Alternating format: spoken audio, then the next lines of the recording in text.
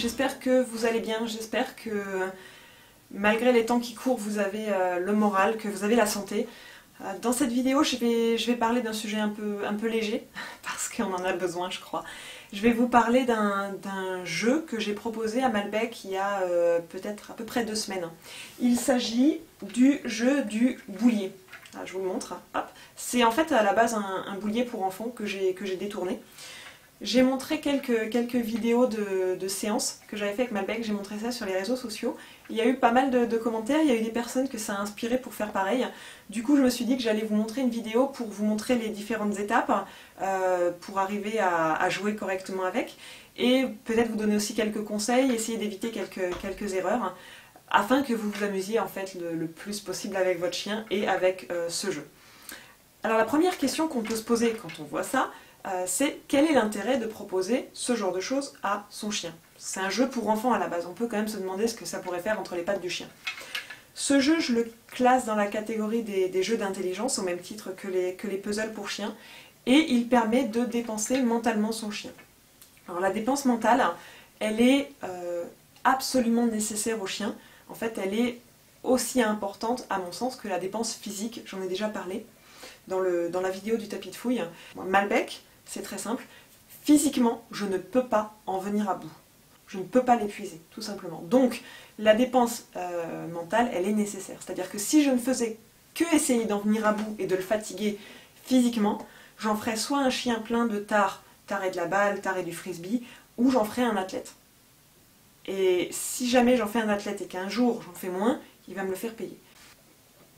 Un autre avantage de la dépense mentale et de ce genre d'exercice-là, c'est que ça va aider le chien à se canaliser, à se concentrer, et ça va en fait tout simplement lui apprendre à se poser. Vous allez avoir un chien un peu plus relax en fait, un peu plus cool.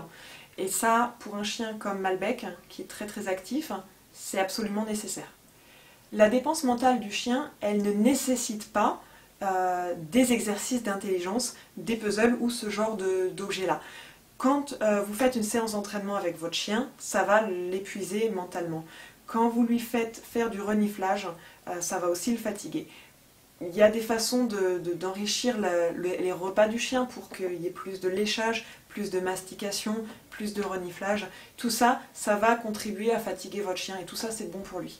Du coup, si votre chien ne s'intéresse pas forcément au puzzle ou à ce genre d'exercice-là, soyez réceptif à ce qui va lui plaire et faites plutôt ce qui va lui plaire et proposez-lui de temps en temps ce genre d'exercice d'intelligence jusqu'à ce qu'il apprécie ou jusqu'à ce que vous en ayez marre d'essayer tout simplement.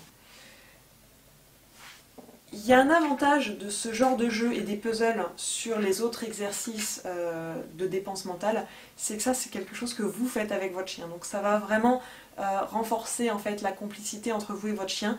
Cet objet-là, ou n'importe quel puzzle ou jouet d'intelligence, sans vous, il n'a aucune valeur. À la limite, le chien il va un peu mâcher ici, il va un petit peu rogner les bords du bois là, mais c'est tout. Ça va pas, en fait, ça va pas lui plaire. Là où ça va être intéressant, c'est de lui apprendre comment en fait jouer avec ce genre de jeu, parce que ça ne demande pas le même type de jeu que ses activités habituelles de mastication, d'arrachage, etc. Comment alors ce boulier là, comment je l'ai choisi? C'est le modèle de chez Ikea. En fait, normalement, il est un peu plus compliqué. Il y a une ligne rouge en plus qui fait le tour en fait de cette ligne verte. Je l'ai enlevé. Vous avez juste à dévisser en fait ici. Vous pouvez l'enlever, vous revissez et c'est fini. Les vis, c'est les fameuses vis Ikea hexagonales. C'est pas juste au tournevis. Si vous voulez acheter le même ou même similaire, regardez sur Le Bon Coin, regardez d'occasion que vous pouvez trouver, parce qu'il y a beaucoup de parents qui achètent ça pour leurs enfants, et quand les enfants sont plus grands ou qui s'en sont lassés, les parents sont vraiment ravis de s'en débarrasser. Du coup, vous pouvez le trouver, moi je l'ai payé 2 €, voilà, pour vous dire. Ça fera plusieurs euros si vous l'achetez à des parents, ça débarrasse, parce que c'est quand même assez gros, et c'est pas forcément la peine de l'acheter neuf. Comme c'est bien résistant, en fait vous allez l'acheter, il va être encore nickel le truc, c'est du bois et de la ferraille, il ne sera pas spécialement abîmé. Et même votre chien ne devrait pas particulièrement l'abîmer.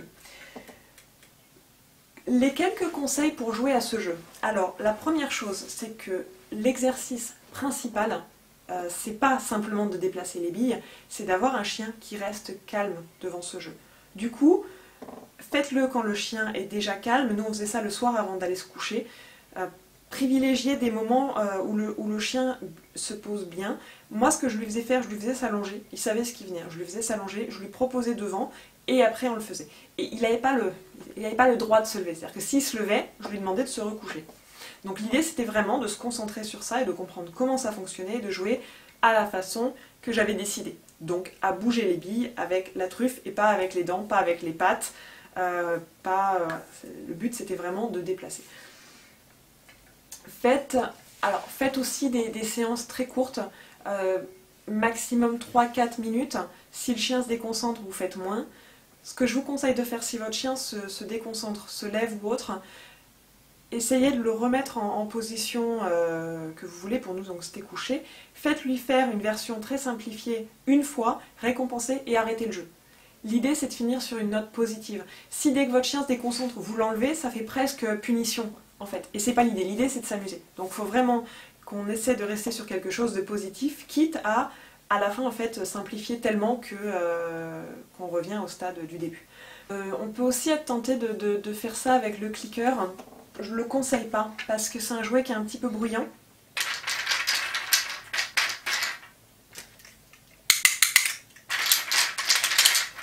Si le chien cherche à comprendre comment ça marche, il va faire des bruits qui sont finalement assez similaires au bruit du clicker, à l'intensité près. Du coup, le clicker va peut-être plutôt brouiller. En plus, vous avez possiblement besoin de vos mains, peut-être pour tenir l'objet ou pour tenir les balles quand vous allez vouloir simplifier le parcours au départ. Donc, à mon avis, le clicker ici, vous pouvez faire ça. Quand vous commencez, alors commencez avec le plus facile déjà. Vous tenez la balle, la boule, peut-être on va dire ici, et vous encouragez le chien avec sa truffe à le pousser ici et vous récompensez. La première chose à faire, c'est de comprendre que c'est la truffe qu'il faut utiliser. Ensuite, vous allez commencer à chercher à complexifier le parcours en mettant votre main un peu ici, puis ici, et puis peu à peu, j'espère que vous voyez, peu à peu le chien va comprendre que l'idée c'est vraiment d'amener d'ici à ici. Alors la première fois, je lui ai juste présenté en fait, donc encore une fois, je l'ai fait allonger, je lui ai présenté, donc là il y va un peu avec les dents quand même. J'avais pas de récompense, je l'ai juste laissé voir qu'il pouvait le faire bouger, que ça faisait du bruit, et simplement le mouvement déjà et le bruit, c'était intéressant. Alors ensuite, j'ai commencé à lui montrer comment ça marchait, donc ça pouvait se déplacer en fait un peu plus que ce qu'il faisait. Et voilà, donc là je l'ai mis en haut du parcours et je l'ai invité à le pousser, sans spécialement récompenser, sans trop dire s'il touchait avec les dents. Puis j'ai commencé à lui dire voilà, de ne pas y aller avec les dents. J'ai commencé en gros à lui dire non. Voilà, là je lui dis non, donc il s'en détourne. Et donc j'essaie de le ramener sur le jeu. Hop, dès qu'il pousse, je le récompense. Je le détourne quand il met les dents et je l'encourage juste à pousser. Et dès que c'est en bas, à s'en détourner. C'est ça l'idée. C'était la première séance. Donc ça, c'était quand même déjà quelques jours plus tard, donc je le fais allonger bien au calme. Et là, il commence à connaître le principe, mais il ne sait pas encore forcément très bien le faire. Alors là, je l'ai fait avec des récompenses, et il a cherché à comprendre en fait comment avoir la récompense. Donc il n'a pas tout de suite fait le lien entre le jeu et la récompense. Donc il était assez timide, on va dire.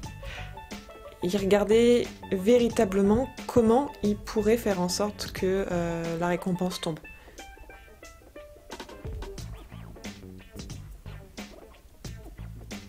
Voilà, donc là je le récompense.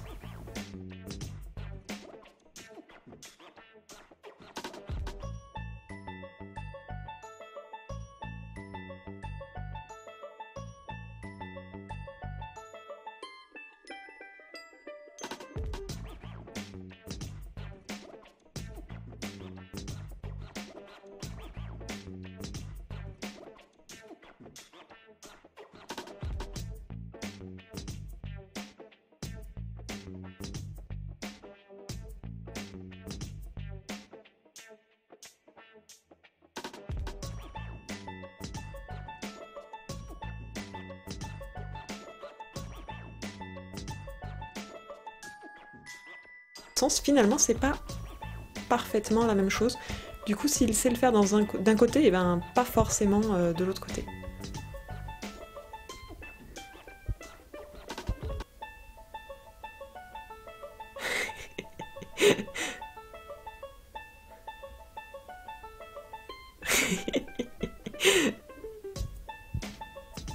Donc là, il commence un peu à se déconcentrer, du coup je lui en demandais un peu moins en fait, pour que ça continue à l'amuser, qu'il soit pas frustré en fait. Donc du coup, dès qu'il faisait un parcours entier, quel que soit le sens ou autre, ouais, je le récompensais. Qui garde en fait l'idée que d'amener la bille d'un côté à l'autre, ça donne une récompense. Alors là, du coup, c'est la dernière séance. En fait, c'est la dernière séance qu'on fera. Et vous voyez, hop, il connaît tellement que j'ai même plus rien besoin de dire ni quoi que ce soit en fait. Il sait parfaitement, il connaît parfaitement le mouvement, il sait comment avoir la récompense. Hop, voilà, c'est presque trop facile. Les carrés, il les aime pas, il les a jamais aimés.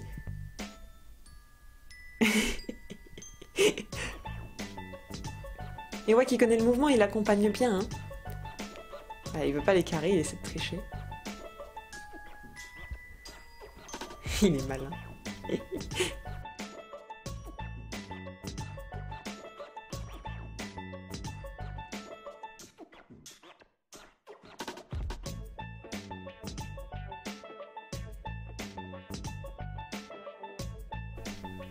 Il n'y a pas une once de déconcentration.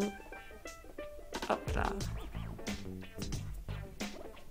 Donc du coup, je le fais hop avec l'autre côté, c'était la première fois qu'on le faisait. Et vous voyez, il sait directement ce qu'il doit faire. Hein. Il n'y a pas besoin de lui faire redécouvrir le parcours. S'il y a besoin, vous reprenez comme pour le verre en fait. Hein.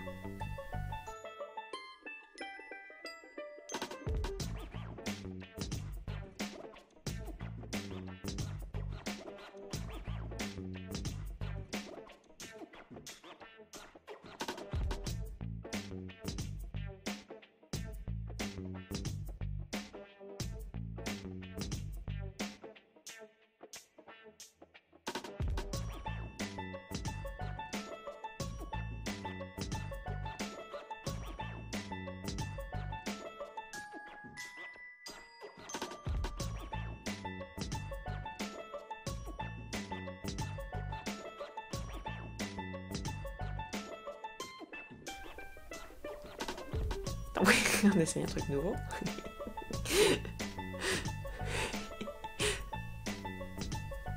C'est dur de rester sérieux, hein, je vous le dis.